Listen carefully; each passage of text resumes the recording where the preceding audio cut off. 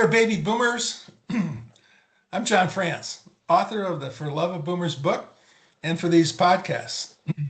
And today we're featuring our very first boomer panel.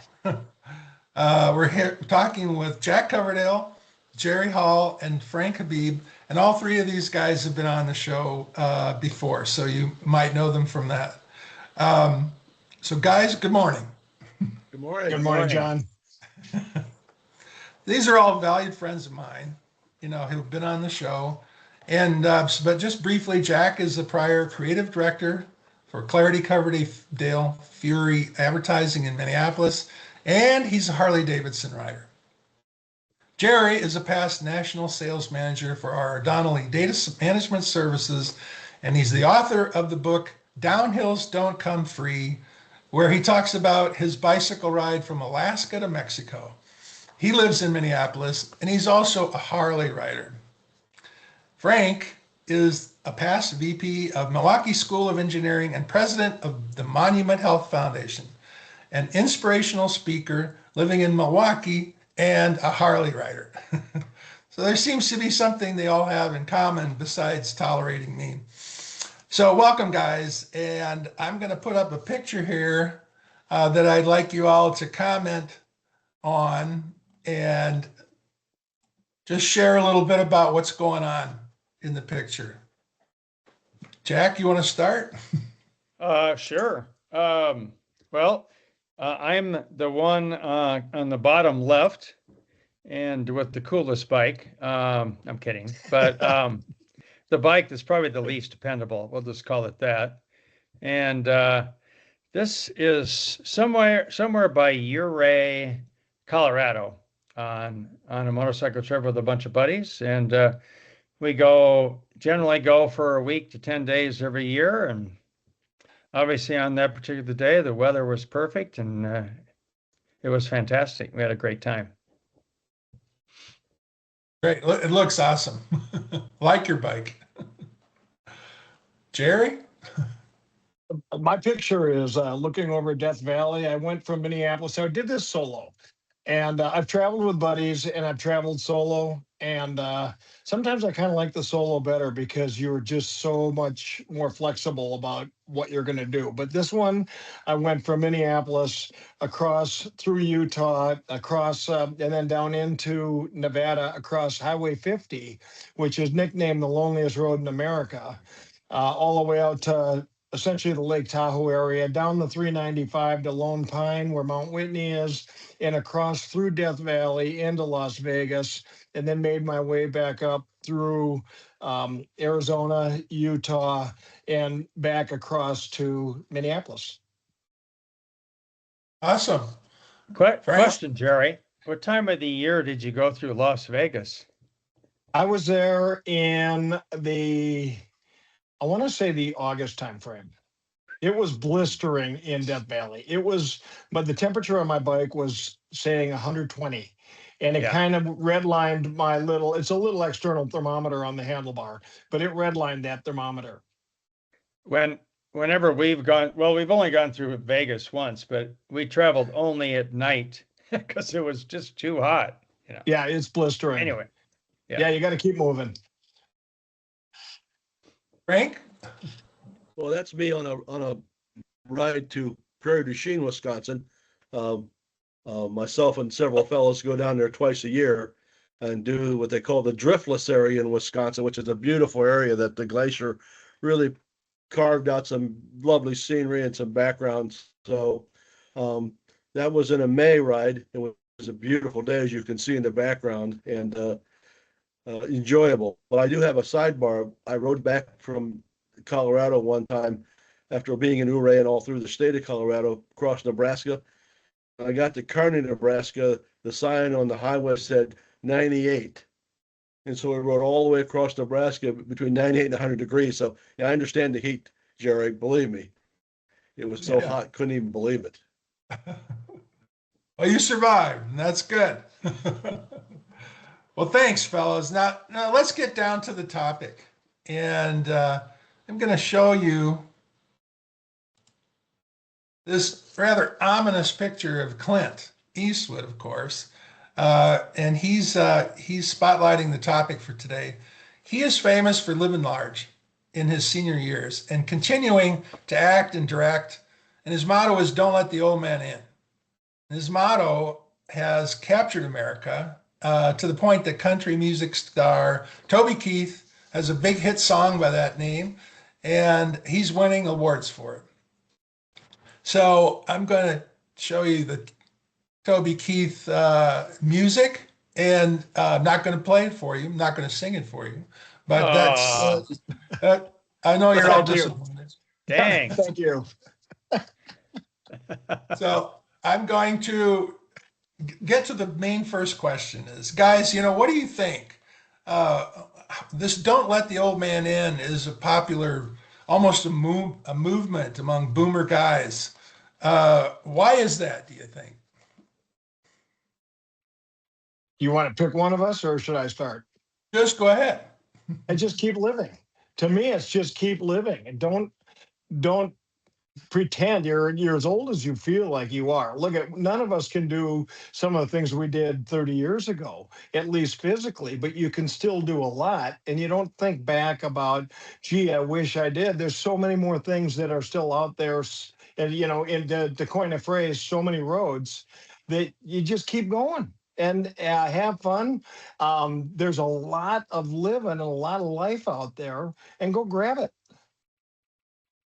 I I couldn't agree more, Jerry. And I think that, I mean, to me, the key is never stop moving.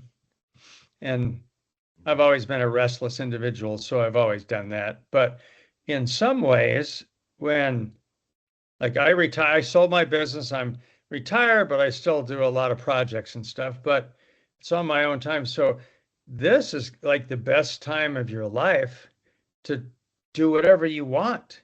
And if you get to do whatever you want, you should sure as hell better pick the most interesting and fun and cool and challenging things you can. So to me, this is the time to really live. I would echo what you both said and add a dimension to it and say that when I was a kid, people our age were old. When I was a young person, people who were our age were really old. And the reason being is they were worn out by the jobs they did, or the medical care that they didn't get, or other maladies that they had faced in their lives, depressions, wars, or whatever. So they, in fact, were physically worn out. And the remaining time they had was typically spent stopped, not moving, but stopped because they couldn't do anything else. So I'm blessed having the health to do what I want to do when I want to do it. And so I'm not going to stop. As I said to John last week, I would rather wear out than rust out. Absolutely. Neil Young, right? Absolutely. I love it. I love it. Well, let's dive a little deeper. How do we resist surrendering mentally or emotionally to the idea that we're old? So say that a question again. I'm sorry, John. What? How do we resist surrendering mentally or emotionally to the idea that we're old? Well, for me, there's kind of an axiom that I always think about that is kind of like, be good to go. Always be good to go. And to do that, you've got to do something. To Jac's point, you got to do something every day. You got to stay physically fit. We're all obviously blessed with good health, so that helps. But be good to go. In other words, when you're having a day where there's no real planned activities, still get your physical exercise, get your mental exercises in. So then when someone calls you and says, hey, look, on a lark, let's go skiing in Utah, you're not saying, well, gee, I don't know, I'm not in very good shape. You're good to go. Yeah. You say, yeah, I'm in. Let's go. And I think that is and then that and an attitude of being outside. There's something enlightening and living and refreshing about getting out of the house and being out in the weather, regardless if it's beautiful or crappy. There's something beauty to all of it. Go ahead, Frank. Well, one thing that impresses me is the fact that we can do the things physically that we want and are able to do as we age. the thing that impresses me more is that the one muscle that gets overlooked in terms of exercise is the brain. And that's important. While the physical thing is important, I read a lot online and in periodicals and books and things like that because I want to know new stuff. And again, if you don't know new stuff, then you're retread. You're constantly retreading. And I like to have new stuff in my head because new ideas make me feel younger and that I want to challenge some other things. Yeah. You know, Awesome. and I think you nailed it in terms of, I think the only thing that I really fear about aging is my brain, you know, because I've known people that have had dementia or Alzheimer's or whatever. And I think doing whatever you can to keep your brain sharp Yep. is really important. But the good thing is, if you're doing a bunch of new things, learning new things, spending as much possible time outside, because that's what I do, and you know, and just being around people that are like you, that are very positive, want to do stuff, don't want to sit and talk about politics all day long. Thank God. And you know, I think that's what keeps you young. And Well, I think it's a curiosity. I think you guys kind of crystallizing what you're saying about the brain side is a curiosity as to what makes things work. What are the forces? What's the cause and effect? Frank, you're an engineer. My undergrad was engineering as well, even though you're probably a natural engineer and I'm just a hillbilly. Never did do engineering. But the net of it is you learned a lot about cause and effect, about the forces in play, and that makes it stimulates you, as I say, new technologies, new ideas, that kind of stuff. What are the forces in play? And it keeps you intrigued, interested, and I think, Jack, to your point, it keeps you young. yeah, Yeah. yeah. One point of clarification, I'm not an engineer, believe it or not. I have a master's in engineering management. My undergrad was some science and some counseling. Yeah. Well, my Well, undergrad was I was a biochemistry major, and there were 28 guys and 2 girls in all my in biochemistry classes, and I always took art classes, and there were 28 girls and 2 guys in all of those. So I switched majors. That's how I got Smart into guy. advertising. Good choice. Good choice, Jack. It was. good choice. I happened to spend some of my all my college years with Jack, so I can verify he's telling the absolute truth. So so I love this idea of staying curious and keeping up with life, new life, and I like the idea also of hanging out with some younger people from time to time. And figuring out how they think about the world and what they think is fun, what they think is stimulating. Because you know, you can get just cloudy if you're hanging around in your own thoughts too long. How do we refuse to let age define what we can still do? Um, how do we keep that from happening? Because when people look at not you know, I'm very young looking. I mean, Jerry said so earlier, but I think when people look at me, they don't see, you know, a 40-year-old guy anymore. You know, they might think, you know, 70 something, you know, and so, you know, you maybe start to classify yourself that way. And I just wonder if you've ever experienced that thought or how you fight that over. Well, For me, go. I'm fortunate. I don't know who has grandchildren here. In a sense, if you're involved in their life, they will keep you young because Absolutely. you want to bring them into the things that made you happy, that you remember back from youth. And then as you came through your middle years and then into adulthood, all the things that we used to do, the trips, the places we went, the shows we went to, that kind of stuff. Well, all of a sudden, for me, I want to bring to the degree I can without interfering with my own kids to raise their kids, but I want to bring them into those things that brought me joy. And that by by virtue of that, you relive your life through their eyes as you watch them discover it is the most phenomenal feeling in the world. Yeah, Agreed. I have a daughter and a son, and I was in my mid 40s when I had my two kids, and I always thought that having kids lets you be a kid again yourself. Totally, and that's why mom had to do all the disciplinary action, but but and I think it's the same thing. I do not have grandkids yet, but I do think being around kids does make you just get to be one of them, and I love that.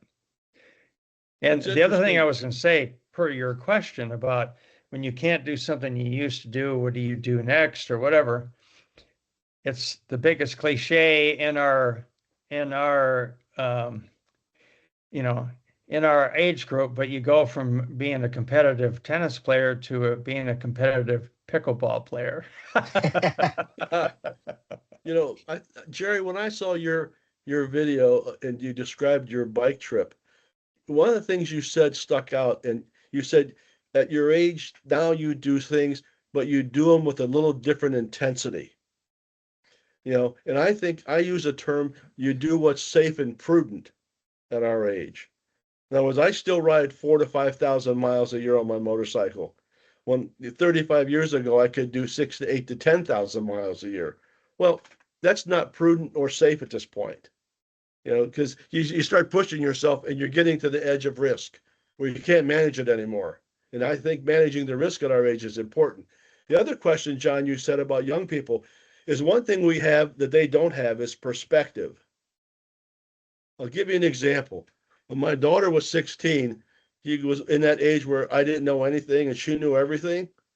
So one day this argument got real circular. And I finally said, you know what? I've been 16. When were you 48? Stop the conversation. Stop the conversation immediately. I'll stop there. I love that line. It's actually a great counter That's a great question. line. Yeah, it's interesting because Jack, you said you were a kid yourself playing with your kids. Oh, I did the same thing. Well, they're still doing it, and they're playing tennis, and they're playing pop tennis, which is the kind of more modified side of tennis. And obviously, you said it goes to pickleball. We also learn how to say, instead of diving for the ball and pulling your hammy out, you say, "Great shot." Yeah, Yeah, absolutely. right. You live to play another day, Jerry. That's great. But when you're running around with 30-some-year-olds with their friends, and there might be 8 guys playing round robin, and you're the 8th guy, and you say, well, I feel fortunate to have been invited, but also back to that good to go, that you still can go out there and do it because you're doing it every day. And if you don't think you can do it, you've let yourself go, your body is really resilient. I'd say in a matter of weeks or a couple months, you'd be good to go again if you really put your mind to it. Yeah. Well said. Well said. So, and I like this concept of getting outside. I mean, for me, getting outside is huge. I mean, it's just makes you feel better. Getting into a little sunlight is huge for me, and I totally agree with it. I started off with pictures of you 3 guys on a Harley, on your Harley. So I got to know, because I've never owned one. Yeah, but that BSA you had was damn cool, and I wish you still Was had it? it. Yes, that Well, was a cool bike. thanks. I know, there could be a Harley in my future. You never know. But I want to know, what do you guys think? Why is a Harley so cool? Why is it so cool? To me, Why do it's you want one? it takes you places that you're the whole adage, the journey is the deal, not the destination. But it takes you places, and you run into problems. Whether Jack was talking earlier about running into a forest fire, being diverted, all those things create some problem solving, but they create stories better than just just kind of hitting the highway itself. And it's also getting off the main highways and getting into the back roads of old America. Yep. And Blue highways. where it and you talk about outside, you feel the weather, whether it's a beautiful sultry day or whether it is the nastiest side wind trying to blow you over. But all of that, you smell the smells, you smell the farms and the ranches, you smell the mountain air. All those things just absolutely spark your mind into loving what you're doing regardless of what the day is. It's one thing. It's one thing to ride through the countryside as opposed to riding in the countryside. On the back of two wheels, you're riding in the countryside. As you said, Jerry, you see it, you smell it, you taste it. And the other thing is, if you ride a Harley, you can't stop for gas without at least one person walking up to you and starting a conversation that you've never met before. True. Am I correct, guys? Absolutely. Yeah, absolutely. Oh, And I can tell you, I've been in the middle of nowhere, and said to people, "Well, what's the best road to ride to get out of here?" And everybody's got a suggestion, and most of them are very good. Yep. Swede knows this, but when we were in high school, the movie Easy Rider came out. And Yep. immediately afterwards, myself and two of my best buddies went out and bought boxes of old Harley parts from farmers. And we would work in a friend's garage, Cam's garage, looking at pictures and trying to figure out where the parts went. And we built choppers. And my first one looked a lot like the one on Easy Rider, the Stars and Stripes, the King and Queen seat. And we brought them to San Francisco from Iowa. Bunch of rubes with no idea what's going on. And but I've been building custom motorcycles ever since then. That's how I made my way through college, and I still do it. Although now I just do it for myself. I don't do it for clients anymore, but it's fun. So I've always had Harleys that were probably not put together quite right, but they always ran. well, that's where your art came in. Be hard to do that today, Jack, because of all the technology. True. You know, all the electronics today are overwhelming almost. Yeah. But You guys mine are are a lot all more aggressive than I am. You actually probably know how to use your hands. I just like to get out there and I turn the key and I want it to go and I don't want to screw around. Well, you know, Easy Rider, I was in college when Easy Rider came out, probably my sophomore, junior year in college. And that had such an impact on me because the message was really clear. What's my destiny? What's next? What's the purpose? And the gal I was dating at the time didn't get it at all. And I left the movie just deep in thought for days because it had that much of an impact on me. And The impact it had on me was freedom. Just the whole concept of freedom, of let it take you where it will, and you don't know what you'll discover or how you'll change and grow, but you will, and it's fascinating. So here's a picture of me on one of my bikes when I lived with Swede at the Pike House at Iowa State. Is that a panhead?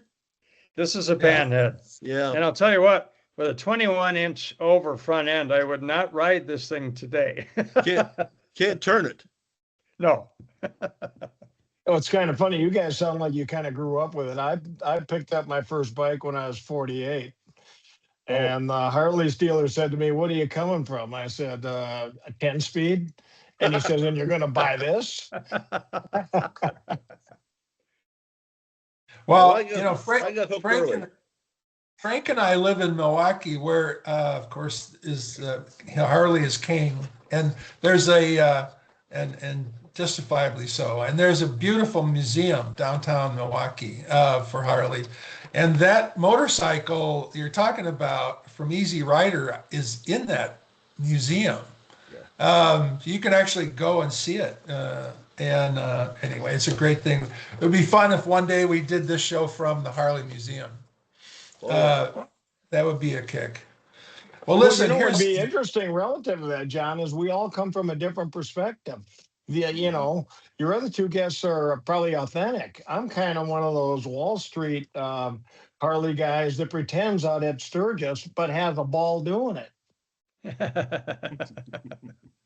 well, we can do it. Well, let me get to my last question, which is a big one, and the question is, or the comment I'd make is, as I've been writing and doing these podcasts, I've had several baby boomers tell me that baby boomers need to stick together. We need to stick together, and I was wondering how you guys think we can best do that. I'm going to counter you. I don't care if I stick together with boomers. I've got good boomer friends, but it's really kind of who's in your life. And you stick with them and you do that, and that keeps you young and fresh and being invited to their events if you're a curious, stimulated, fun person. So I don't really feel that I got to stick with boomers. It just kind of that's who you're around because your kids all came up through youth activities and they became your friends because you're at the fields with them and at the rinks with them every day. No, Frank, when I asked Frank that same question in his interview with me, Frank leads group rides. He can be the lead guy on a 40-person Wow. bunch of guys. When I asked him that question, he said the best way to stick together is to hang out with people that like to do what you like to do. I would agree with that. What I would say too, to all of you is that if you think about the boomer era, 64 to 46 to 64, there's a lot of diversity in that group over those years. And the things that we saw as we grew up, I mean, thinking about just the technology side alone from 1946 to 64, enormous growth in technology. And as boomers, the earliest boomers now are turning 80. The first boomers are turning 80 this year, just to give you some perspective. Okay. And the last boomers will be sometime, they were 64. They'll be 80 soon, but about 10 years from now. But the point I'm making is sticking together is one thing, but recognizing the accomplishments we've had our hand in and we're a part of is, again, something we got to pass on. And so to work with a lot of groups is important because we share a lot of things. I mean, I'll give you an example. I was doing an adjunct lecture for a marketing class at the university one time. I was talking about brand and what it costs to build a brand, et cetera, et cetera. And then I said, well, how old were you all when you first used a computer? These were 18, 19, 20-year-olds, and it ranged from probably 3 or 4 years old to kindergarten, first grade. One of the girls who was a student worker of mine said, well, how old were you? And I said, 33. She said, why did you wait so long? I said, because they didn't exist. That's what I'm That's trying how long to say. it took to get to Frank, you and I 1984. went through school with a slide rule. We went, Yeah, think that's about right. it. That's We exactly right. went through physics and chemistry and engineering with a Yep. slide rule. Yes, that's correct. And now your phone can do 10 times that. However, the one category I find when I talk to, younger people is that they don't kind of go, yeah, you guys grew up in the Stone Age. You guys didn't have laptops and iPhones and all that stuff. The thing that we had that they're still very impressed with, especially my son, who's a musician, is the music Yeah. that we grew up with. Mhm. And every generation will say this, but I think growing up, in the mid to late 60s and through the early 70s and then on, of course, it's not like great music stopped, it's still going on, but seeing all of that, when my son goes, well, what was your first concert? And I say, well, Steppenwolf, and then I saw Led Zeppelin, and they're just like, fuck, I wish I'd have grown. You can edit that out, John. I wish I'd have grown up in the late 60s. Well, here's what's funny. They all The know music is our something that we music, can, and we don't really know their yeah, music. Have, Right. have you noticed that? Yeah. When you go someplace and they play a 70s or a late 60s song, they know every word and they're singing it. And I don't I don't know the current stuff for crap, to be honest with you. Well, I was writing for an article for the underground newspaper here in Milwaukee back in 1972, and so I got to see the Stones in Minneapolis at the old hockey arena and wrote the article. And in 2005, I took my daughter to see the Rolling Stones. And awesome. so, and they Love were that. still playing some of the songs they played in 72 in 2005. And she knew the words, like you said, Jerry. And she said, well, do they look different? I said, well, they look a lot different, but the music's still good. Yeah. It was formative music. And so it was really great to go with her to do that. Yeah. It was an explosive era of a lot of variety and creative, really good music. Right. I think that's undeniable. Yeah. Well, maybe that's the topic of our next panel discussion is the music, our music, or anybody's music. But in any case, guys, this was so much fun, and I really appreciate you all being here. You're all master adapters, and who knows what we'll talk about next time. But let me wind this up. As always, the bottom line is we all adapt to our world as it changes and boldly go on. And until next time, remember to take good care of yourself. But I'm going to change my typical last line from "It's your heart that takes you places" to "It's your Harley that takes you places." Yeah, indeed. Indeed. Get one. You're not too. Well, It's not anyway. too late, John. Thank you, Not too John. late. It's never Jerry, too late. Frank, Thank you. good talking Thank to you guys. you. See Bye, you guys. later, Thanks, everybody. Jerry. Bye, Jack. See ya. Bye, John. All right. See you later.